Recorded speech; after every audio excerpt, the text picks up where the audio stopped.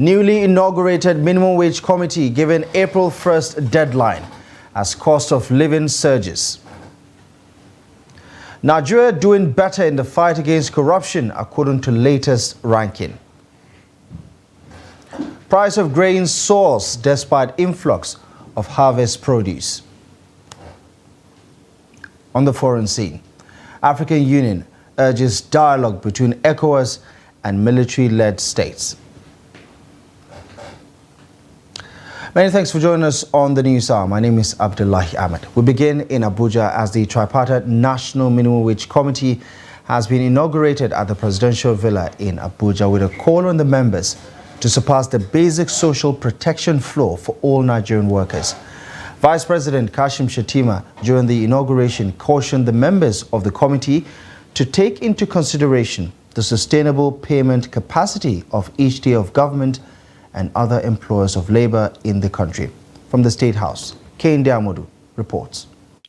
37 members make up this committee, saddled with the responsibility of coming up with the recommendations of a new minimum wage that will place Nigerian workers above the social dislocations that have arisen since the removal of a number of subsidies by the present administration. The minimum wage represents the least amount of compensation an employee should receive for their labor, and as such, it should be rooted in social justice and equity. Nigerian welcome. Everyone believes deserves a rise in his pay package. Honestly, we want a situation where Nigerian workers are sufficiently motivated. The committee has until April to complete the assignment, although its chairman is quick to point out that the deadline is flexible. There's no delay because it's something that is backed by the law, and we must obey the law of the land. And so that's what they are simply saying, that we have just 2 months to do this work. Like we promised the Vice President, that we are going to have a wide spectrum of consultations with recommendations to be made that at the end of it will be acceptable, fair, implementable and sustainable. The real question as the committee starts its assignment is how much will be considered a living wage. That question is already raising debates about capacity of other stakeholders to pay. We don't want to preempt the outcome of this meeting, but you need to understand that the subnationals also have challenges, and that we are looking for alternative ways of funding, and we're sure that with the backward integration in the economy, a lot of us will be able to stand tall in this challenge. I could remember that as at that time when we proposed that 200 naira minimum wage, if you could recall that even inflation has not gotten to where it is today. If you also recall, as when we were doing that proposal, exchange rate, the official exchange rate was somewhere around 450 naira to $1. You could also recall as well that the parallel market rate as at then was somewhere around 700 naira to $1. But today, all this has been shattered. I will need to assure you that even the private sector have always been ahead in terms of having a much higher minimum wage. So it is for us to support a process that allows some measure of improvement in what we have paid to those who work to make this country great. The national minimum wage for the Federation falls within the exclusive legislative list of the 1999 Constitution as amended, which means the committee will only make recommendations. Federal government's final decision on an appropriate wage will thereafter be sent as a bill to the National Assembly to be passed into law. From State House, Abuja, Kehinde Amodu, Trust TV News.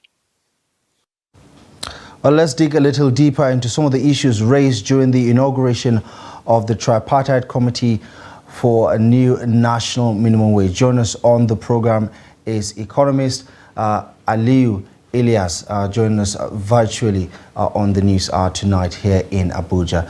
Aliyu, thank you very much for your time, and we appreciate you very much for joining us on the program. Clearly, this is an indication that the government is willing to reflect to the citizens that it is well aware of the current economic realities.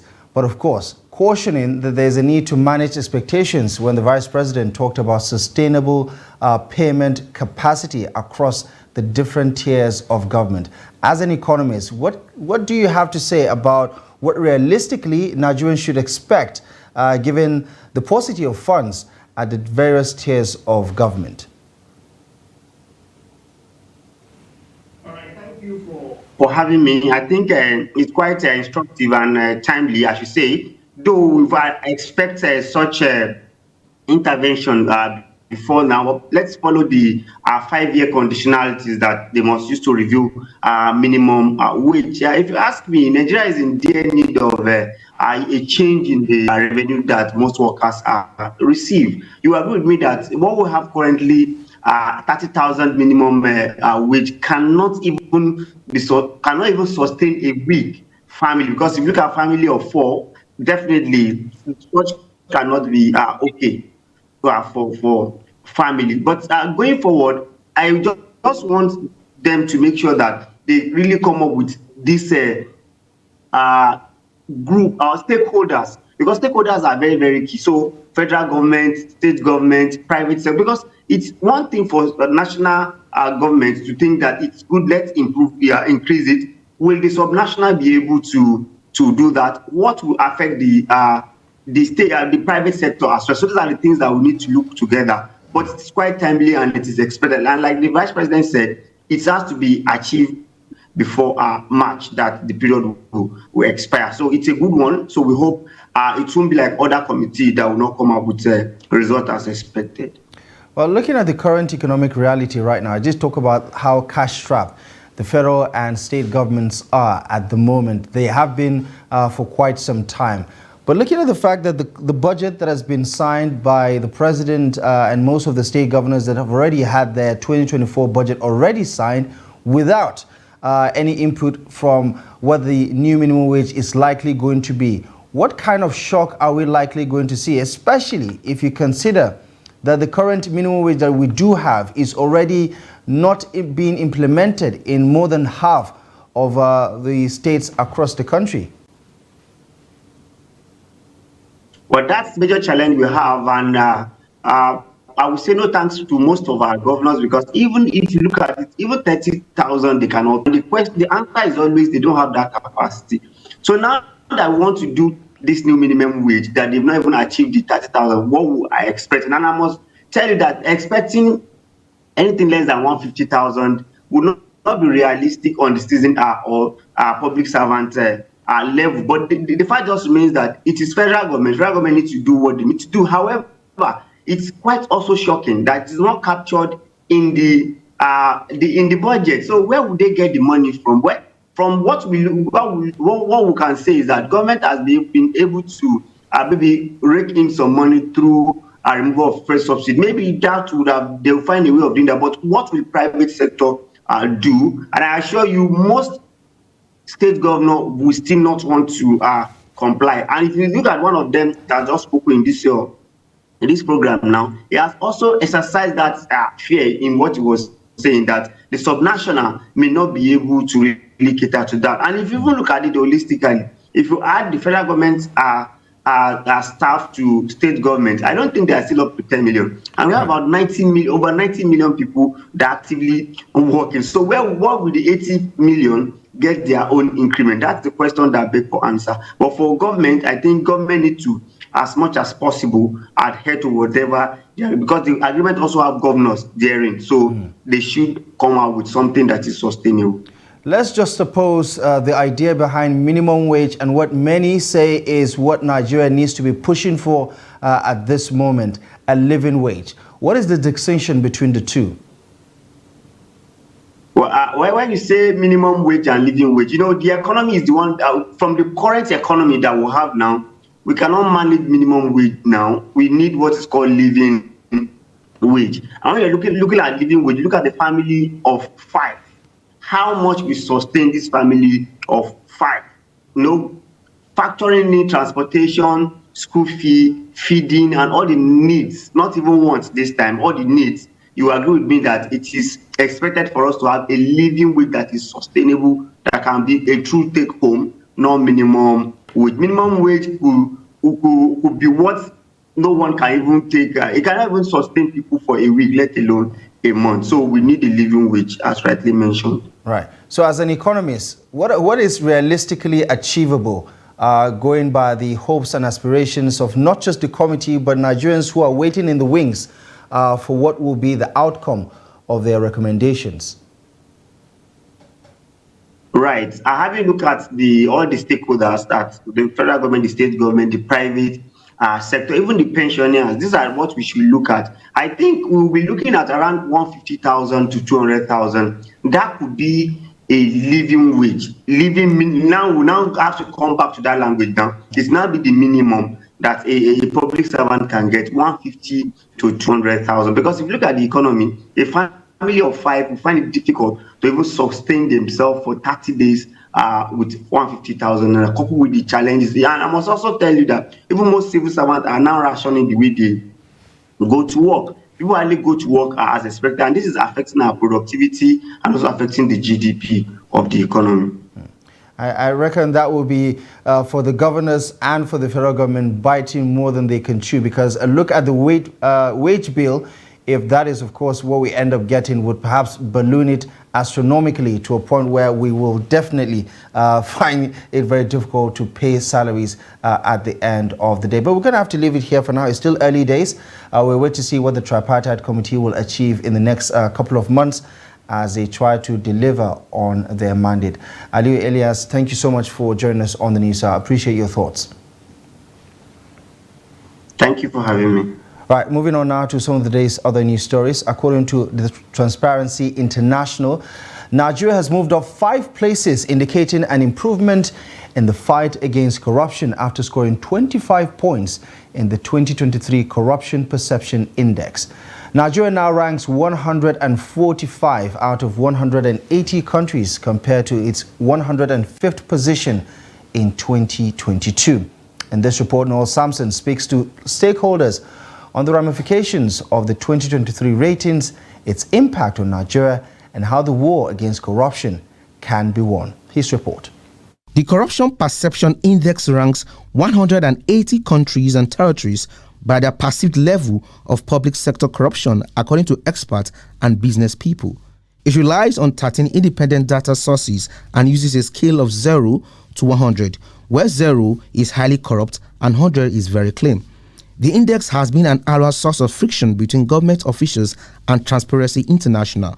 Although governments often see the index as skewed and biased, it however places a burden on such governments to addressing the menace, even as many question the transparency of the index. There was a validation from different independent organizations to see the method that being used, and all of them, they have come to conclusion that this is a good methodology to measure public sector corruption. The sources, that carry out this corruption perception index are credible sources across the world. There are even organizations that Nigeria engages with. We talk about the World Bank, we talk about the World Justice Forum. So these are sources that are credible globally. We talked about the audits that have been done on these sources and confirmed that they are credible sources. Nigeria has battled with the menace of corruption despite the existence of anti-corruption bodies charged with the responsibility of fighting the menace.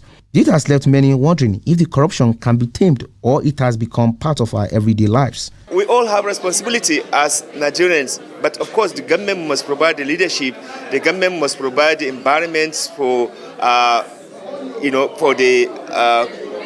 corruption to be defeated. For example, we have supported government to develop national strategy to fight corruption.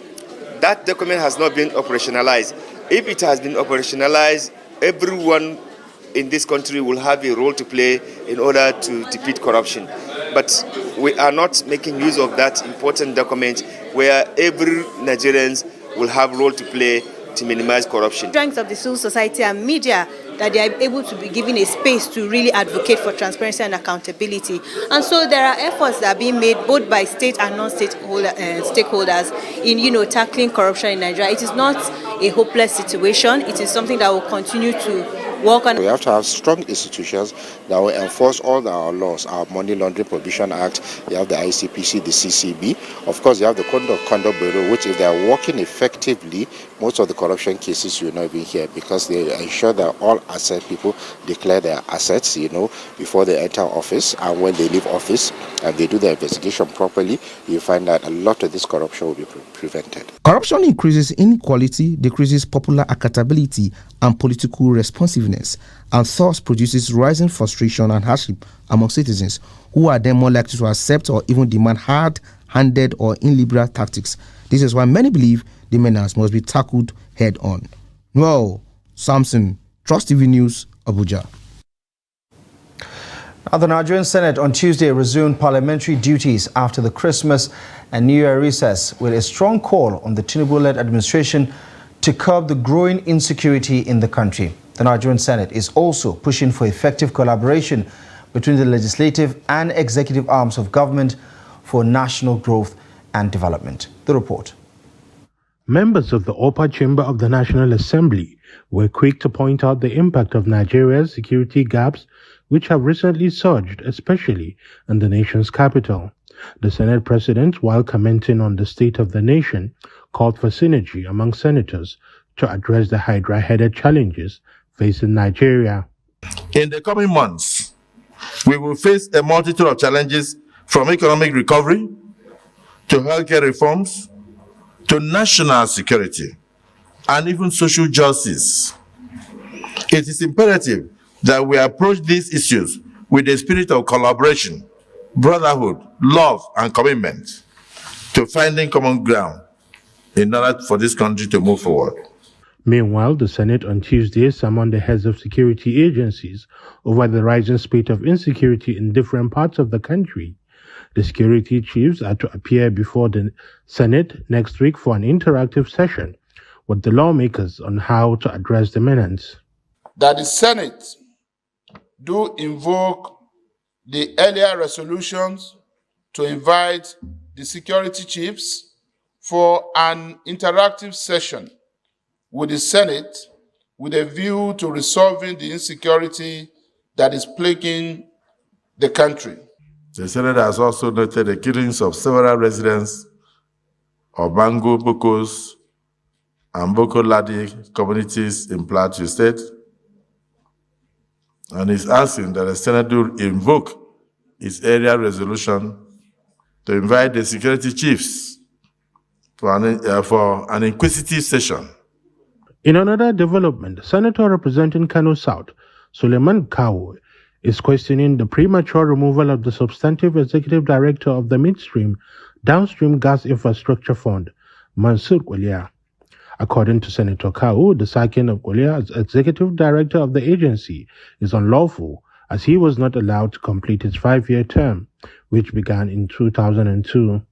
I am pleased to present for confirmation by the Senate the appointment of Oluwole Adama as the Executive Director, Midstream and Downstream Gas Infrastructure Fund in the Petroleum Regulatory Authority. The appointment, or the gentleman who is serving his term was not served with any letter of disengagement, or there was no correspondence from anybody, but he was just heard that he has been removed. Meanwhile, in the House of Representatives, Speaker Tajuddin Abbas has implored President Bola Ahmed Tinubu not to shy away from making tough decisions that will help address the rising insecurity in the country.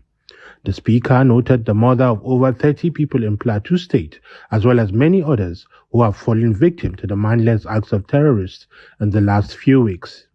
The Speaker challenged the President to rise to the occasion and demonstrate the indomitable spirit of which he is known by doing more to safeguard the lives and property of Nigerians. In these trying times, President Bola Ahmed Tinubu, GCFR, has exhibited exemplary leadership and a proactive approach. His recent interventions and directives for more action by security agencies are timely and reflective of his deep-seated resolve to restore peace and order. The House also called on the Chief of Defense Staff, the Inspector General of Police, and other heads of security agencies to deploy more security to forestall the security threats in Ekiti North Federal Constituency. This followed a motion adopted, which was brought by Representative Akin Rotimi Jr. at the plenary on Tuesday. Well, former Vice President Atiku Abubakar has asked President Tinubu to resign if he is unable to address the security challenges that have plagued Nigeria. Atiku, who lost to Tinubu in the 2023 presidential election, has accused the president of underperforming while the country drowns in insecurity. In a post on his X handle, Atiku criticized the decision of the president to embark on a private visit to France while security challenges persist in the country. While reacting, the presidency described as reckless the statements by ex-Vice President Atiku Abubakar calling for the resignation of President Bola Tinubu over the rising killings and kidnappings in the country.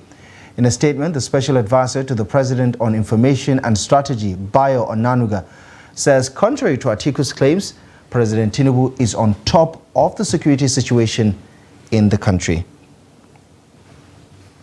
Still talking security, Operation Hadinke, with a mandate in the northeastern part of Nigeria, has a new theater commander in Major General Waid Shuaibu, who is set to prioritize tackling the menace of improvised explosive devices in Borno State. Shuaibu disclosed this at the handing over ceremony at the Malari cantonment in Maiduguri, the Borno State capital. The new theater commander added that military operations in the theater will be enhanced to ensure more successes in the fight against terrorism. Your support has been key to both the kinetic efforts we made and the non-kinetic actions also undertaken that led to the surrender of several terrorists across the theater. I therefore enjoin you to extend same to my successor to keep the momentum on. My role basically is to galvanize the officers and men to ensure that we get the mandate of Operation Hadinke. So we will just go ahead with the mandate, their ongoing operations. We'll also enhance it and ensure that officers and men do what they're supposed to do. Residents of Makurdi, the Benue State capital, are decrying the unregulated spike in the cost of house rent in the current economic climate. Some who spoke to Trust TV's Jimmy Azande say the government needs to regulate the activities of landlords by setting a ceiling to house rents to cushion the effect on average Nigerians. His report. One of the basic needs of life is shelter, because every human needs a place to lay their heads. However, the cost of the basic need will elude many residents of Makurdi if the government fails to intervene, as recent events prove that there has been a surge in prices of residential apartments. Most places, one room is 50,000, and coupled with the economic challenges that everybody is facing, to pay one rent that is 50,000 is not easy. And sometimes they don't even have toilet, they don't even have even well, they don't even have kitchen. You are just paying for a single room for an amount of 50,000, all in the name of it's located at the heart of the town, not minding what you will pass through at the end of the rentage to pay next installment.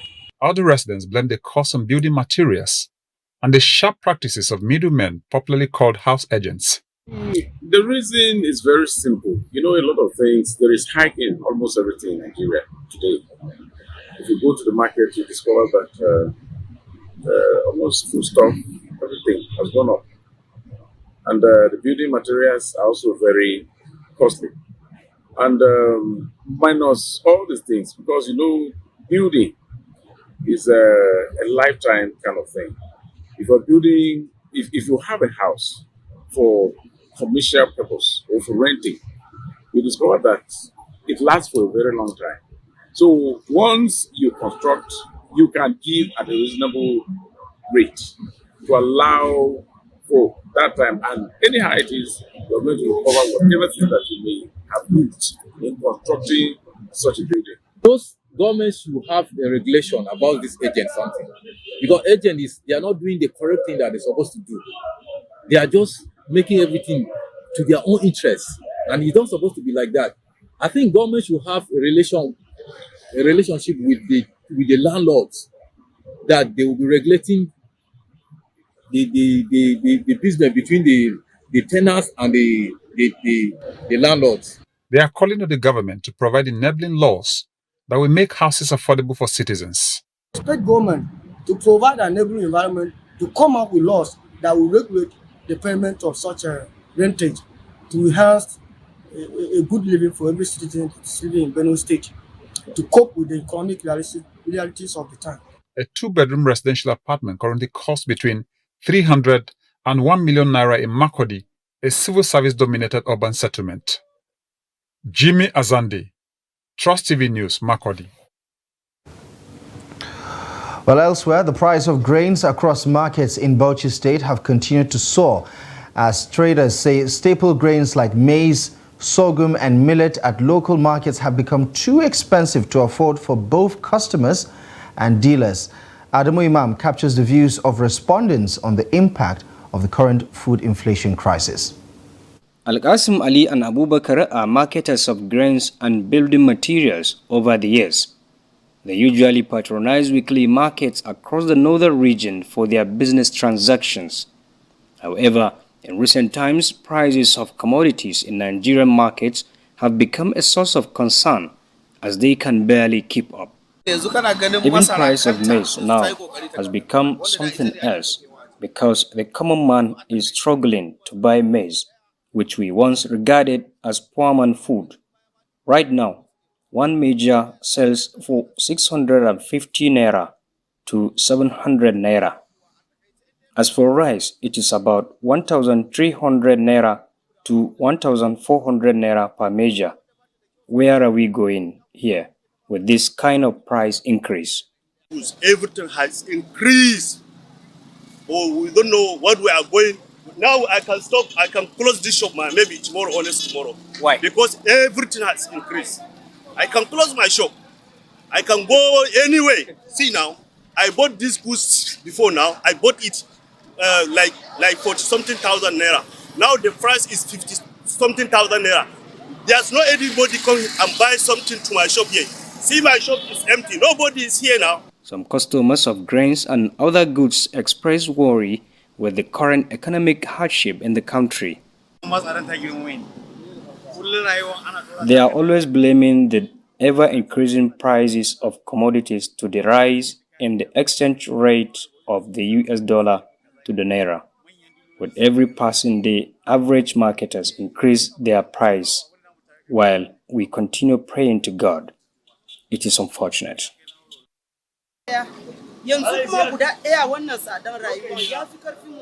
The situation in the country is becoming unbearable by the day. What we were able to afford as food is gradually becoming out of our reach. Government should please do something.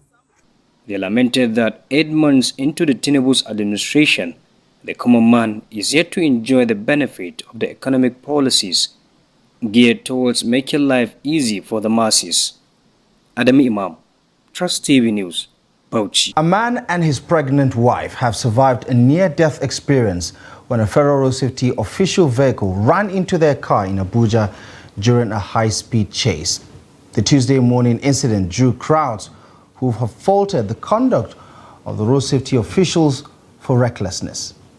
I was coming with my wife this morning, then road safety are always on this road, so there was a car in front of me that was a red car, but I don't remember the brand of the car, was in front of me. We were trying to stop the car, then the car moved. So because the driver has already, the road safety driver has already moved his car already like this, so the momentum he had on him already, he could not press the brake. So me that I was behind the car, he hit my car, so that was how he hit my car. Me and my wife came here, head bags. My wife hit her head on, she's pregnant, she's like 7 months gone.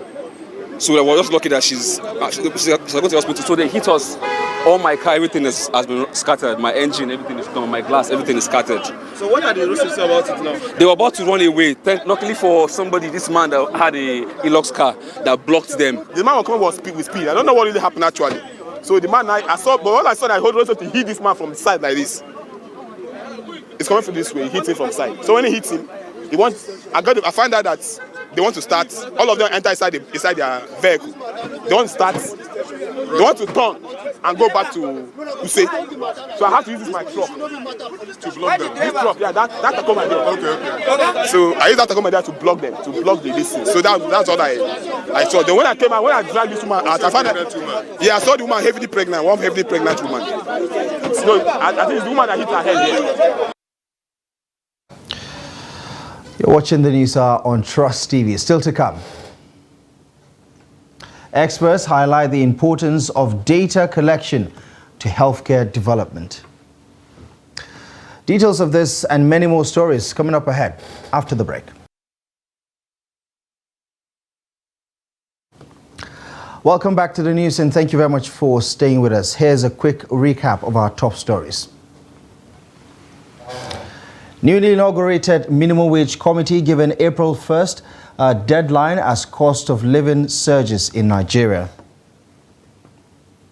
Nigeria appears to be doing better in the fight against corruption, according to the latest Corruption Perception Index report. Now, at least 1,500 personnel of the Central Bank of Nigeria will on Friday resume at its Lagos office following their redeployment from the headquarters in Abuja.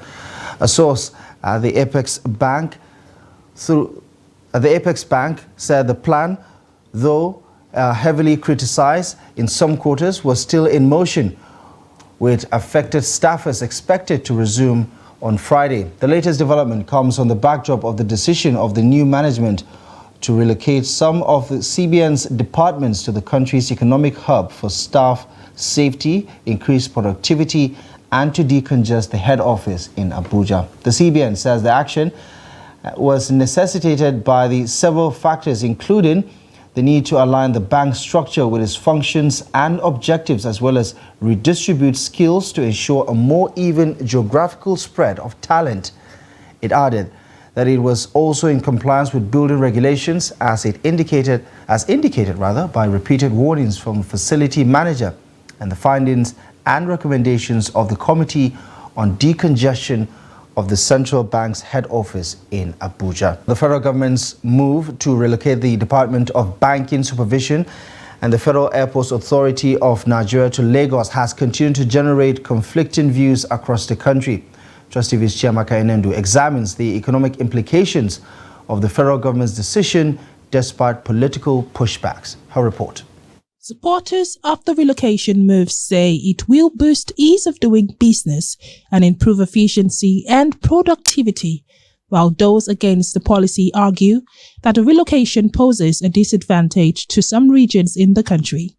With almost all the banks headquartered in Lagos apart from Jais Bank and the busiest airports for domestic, private and international flights in Lagos, Professor of Strategic Management and Human Capital Development, Oke Ikechukwu, is of the opinion that the development is a welcome one, adding that the debate around the policy is a distraction from pressing issues. There is no political element that you'll see in this except from the angle of those who think that the spatial location of institutions of state translates into advantages for that section of the country. That's, first of all, a fundamental misunderstanding. If anybody wants to complain really about spatial location and the disadvantages being suffered by anybody, we'll ask ourselves, how many military formations and installations are in the north? Is it benefiting security in the north? Is that not where the bulk of the kidnapping and the rest of it is going? While refuting concerns about sending the wrong signals to investors on the state of security in the Abuja metropolis, he is of the opinion that this decision will rather strengthen investors' confidence. If I'm a foreign investor, it will reassure me. The fine airport, the airport is in Lagos, the business capital is Lagos. Now, you say he's giving signals. The signals are not coming from government. Bandits are taking over Abuja completely. So this will even be proof of sensitivity. First, realism that, look, these things don't have to be here. Secondly, what you call economies of scale and gains from the decisions would be good. So if you're talking security, and I'm a foreign investor, and I'm coming into Nigeria, I'm in the banking sector, and the capital that ought to be safest is under pressure. Kidnapping will be a very unattractive business in Lagos, because if you capture somebody, how quickly can you run away in Lagos traffic? Meanwhile, the federal government, while justifying the move, said the relocation of the headquarters of the Federal Airports Authority of Nigeria and some departments of the Central Bank of Nigeria to Lagos will increase operational efficiency and reduce operating costs. Chiamaka Nendu, Trust TV News, Abuja. Doctors at the Murtala Mohammed Specialist Hospital in Kano have resumed operations nearly 48 hours after an attack on one of their members. The chairman of Medical and Health Workers of the hospital say the decision to temporarily return to work is pending an ongoing investigation into the recent incident. Days ago, a pregnant woman reportedly died after prolonged labor, believed by her relatives to have been caused by doctors' negligence in the hospital, an allegation the Medical Workers Union denied, which subsequently led to an attack on medical personnel by the relatives.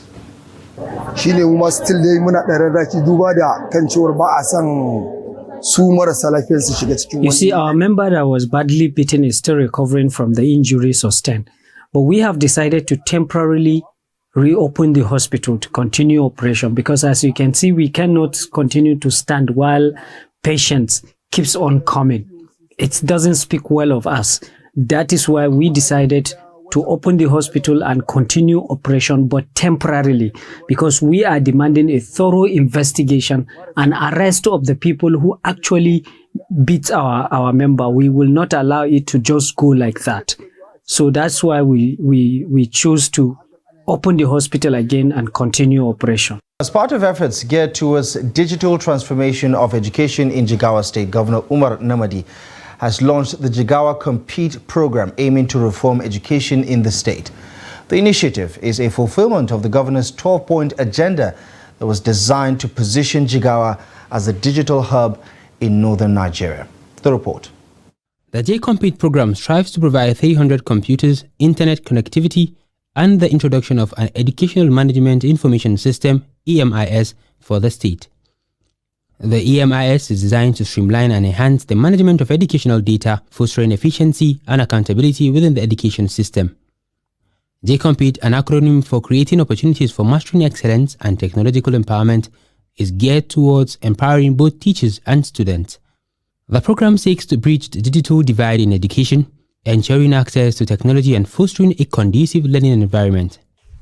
Today's event, which is phase one of the initiative, involves the provision of 300 computer tablets, internet connectivity, and the launch of Education Management Information System for the state.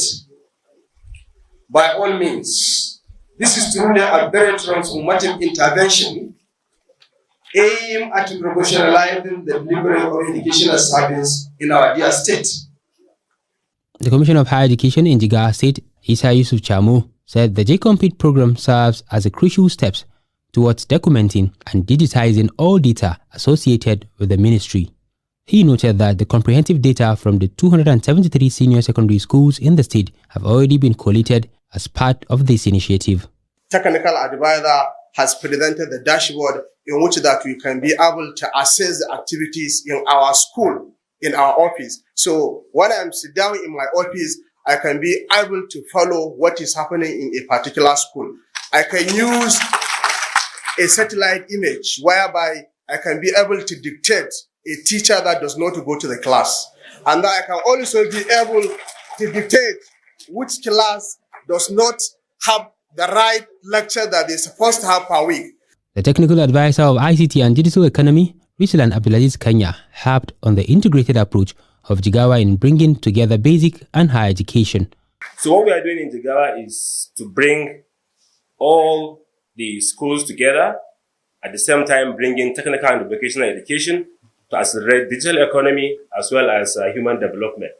So that's why we have the Compete. Compete stands for creating opportunity for mastery, proficiency, excellence, and technological empowerment, basically to support digital economy, digital entrepreneurship, and as well as the digital, the traditional economy.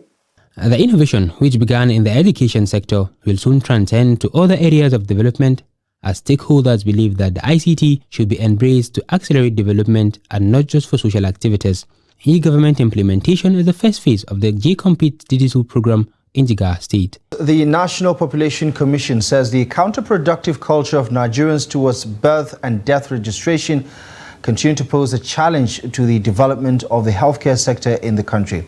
In an effort to course correct the phenomenon, the Commission is seeking the cooperation of citizens in the ongoing Nigeria Demographic and Health Survey to facilitate collection of accurate data for socio-economic planning. Hamid Oebade tells us more. Birth and death registrations stand as legal proof of status of individuals in the country. Without a birth certificate, children are unable to prove their real age, which puts them at a much higher risk. Also, many corpses are buried without death certificate because people are unaware of the benefits therein. In all the LGAs, we have maternity centers. And our registrars, they go from, we even have times that we conduct house-to-house registrations. Sometimes we even go to market squares so that we can register births and deaths. We develop a routine tool called NHMS Birth Register to be used by the health facility in the country, where every child delivered in the facility is being captured, and as well, birth certificate is being issued at the facility level. This is not a duplicate of effort; it's more of enforcing the effort of NPC in ensuring that every birth in the country is being registered. It's a kind of trying to cover up the missed opportunity in the community by gathering it from the facility where some of these children are delivered.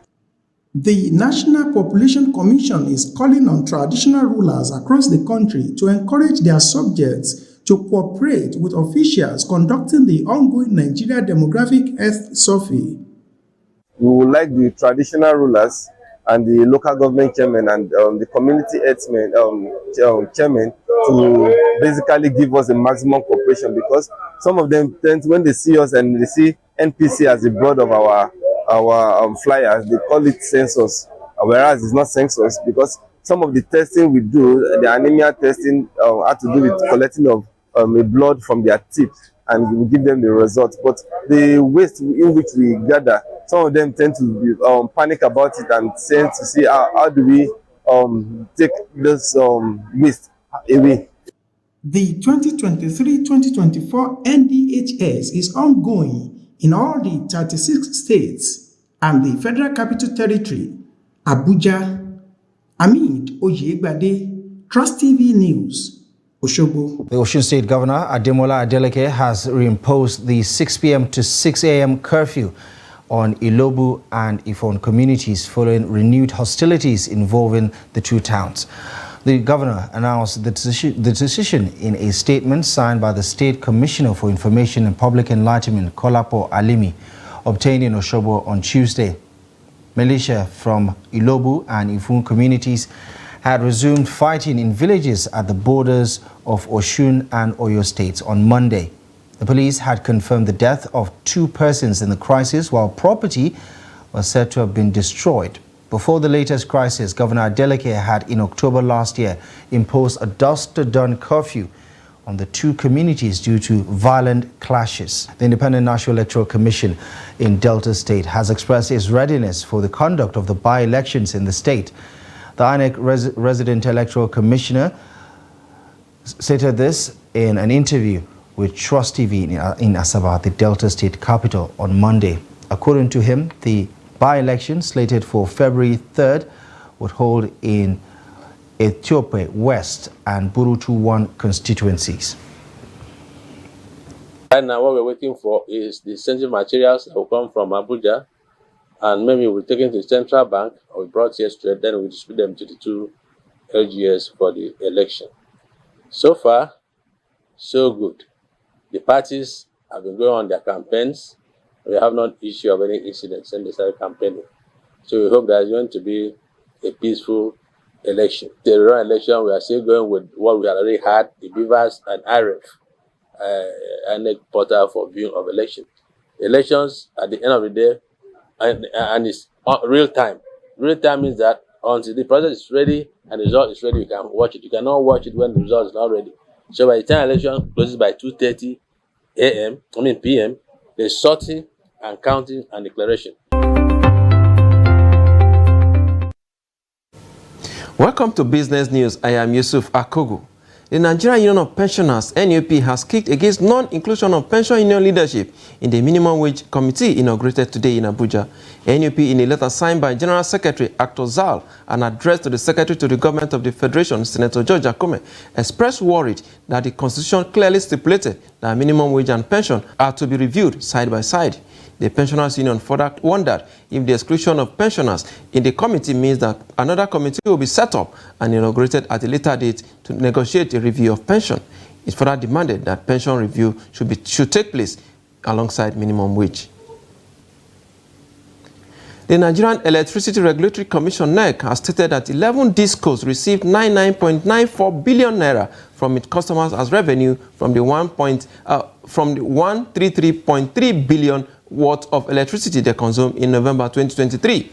NERC, in the fact sheets it released on its official account on X, stated that the average amount paid by kilowatt per hour was 36.71 kilowatts from average of 59.89 kilowatt per hour approved for discos to charge their customers. The fact sheet showed that Ikeja Electric had the highest billing with 20.94 billion naira, followed by Eco Disco with 20.09 billion. Abuja Disco was next with 19.61 billion. Ibadan Electric with 15.69 billion naira, amongst others. Enugu Electric also sent out 9.75 billion invoice, but only received 8.05 billion naira, which is an average of 82.65% collection rate. Investors' interest in the FGN savings bond is now growing as the value of subscription rose by 19.3% to 17.9 billion year-on-year as at December 2023. The figure was 15.089 billion in the same period in 2022. Capital market operators attributed the increased performance to favorable coupon rate when compared to the savings deposit rate in commercial banks. However, the latest Debt Management Office data showed that the total number of successful subscriptions allotment of the bond declined by 23.6% to 339,000 in the period under review, as against 10,915 in 2022. Now to the commodity market. The Northeast witnessed a 1.54% increase in paddy prices, while the North Central experienced a substantial 11.69% surge, reflecting the growing scarcity and heightened demand for paddy rice. Here are details of today's food commodity prices.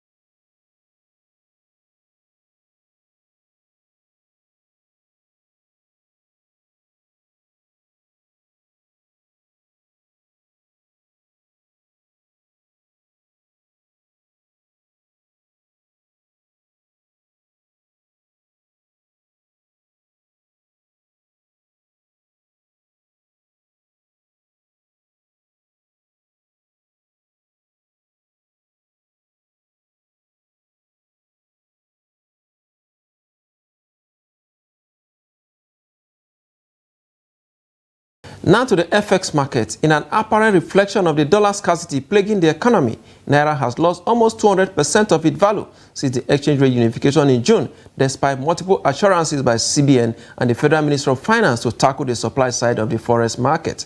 Let's see how Naira trade against greenback today.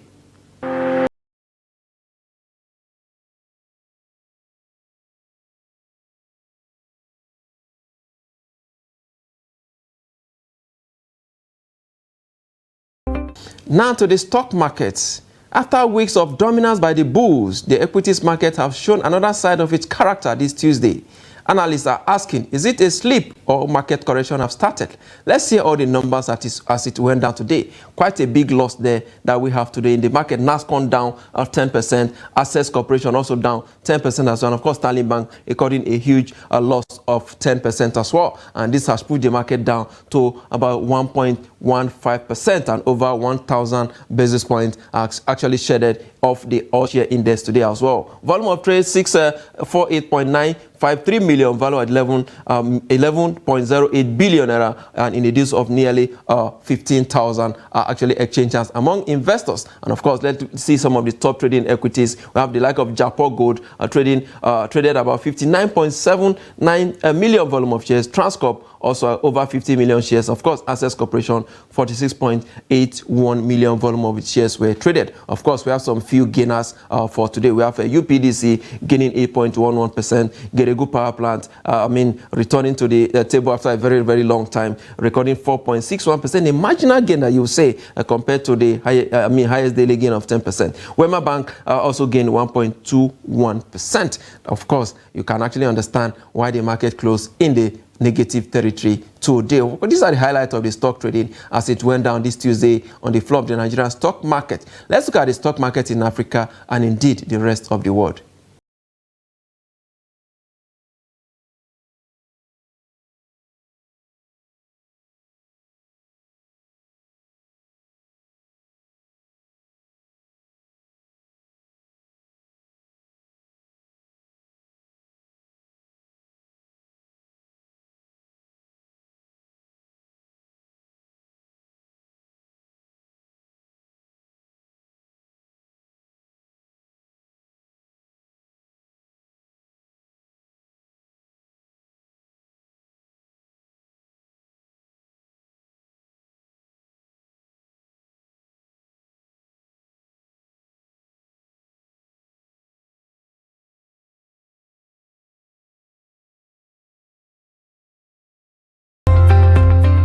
And finally, in business, oil prices dropped on Tuesday as Saudi Aramco abandoned plan to boost its oil output capacity, a huge reversal that will raise questions about the kingdom's view of future demand.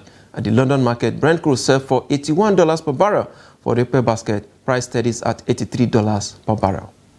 And that's business. I am Yusuf Akogo. Let's take a look at developments on the international scene. And the African Union on Tuesday called for dialogue between the economic community of West African states and the junta-led countries of Niger, Mali and Burkina Faso, who have said they will leave the bloc. The trio's decision to exit ECOWAS, which they announced on Sunday, is a blow to the bloc's regional integration efforts after it suspended them following military coups. The African Union had backed ECOWAS' efforts to restore democracy.